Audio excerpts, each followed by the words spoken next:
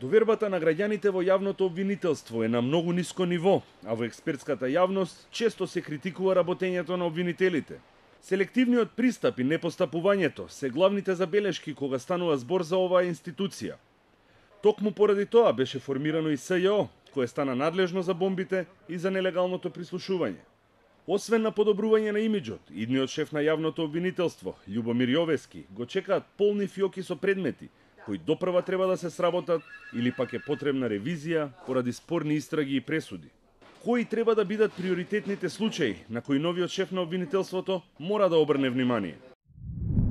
Секако, крвавиот четврток, односно настаните од 27 април и насилниот упад во собранието. Истрагата трае со месеци, квалификациите на делата кај веќе обвинетите се благи, а пратениците кои го овозможија упадот се уште не дали изјави. Исфрлањето на пратениците на СДСМ од собраниската сала на 24 декември 2012 година, или Црниот понеделник. Смртта на новинарот Никола Младенов, квалификувана како несреќен случај по истрага со многу пропусти и недоследности. Случајот Актор, кој неговиот претходник успеа да го сокрие во фиока. Продажбата на Македонска банка и евентуалната инволвираност на лидерот на сегашната опозиција. Јавното обвинителство мора веднаш да отвори истраги за незаконското трошење на пари од функционери во десетици министерства и државни институции. Протекувањето, односно објавувањето на пимерките од премиерскиот кабинет е еден од приоритетите.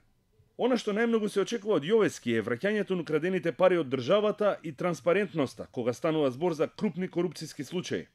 Во извештајот на Прибе, главните забелешки се однесуваа на селективноста и непостапувањето, а препораките пак се однесуваа на начинот на регрутирање на кадар преку академијата, која во моментов ја тресе скандал со фалсификувани дипломи, по кој обвинителството нормално не постапило. Условот дека само дипломци на Академијата за суди и обвинители можат да бидат регрутирани во судството и обвинителството треба да биде засега задржана и последователно не треба да има отстапување чекор назад од сегашниот систем на регрутирање заснован само на квалификации. Љубомир Јовески беше еден од 23-цата кандидати кои се пријавија на конкурсот на владата, а конкуренција му беа колеги обвинители, судии, адвокати, професори и нотари. Кариерата ја почнал во 1979 година во секретаријат за правосудство, каде работел 8 години. Потоа е избран за судија во Скопскиот основен суд 2, каде се задржал 14 години, од кои последните 4 како претседател на судот. Во 2003 Јовески избран за заменик јавен обвинител и во обвинителството останува 13 години. Последните 2 години е член на Советот на јавни обвинители. Љубомир Јовески е достапен на социјалните мрежи и има Facebook профил, од кој може да се заклучи дека е љубител на прошетки во природа.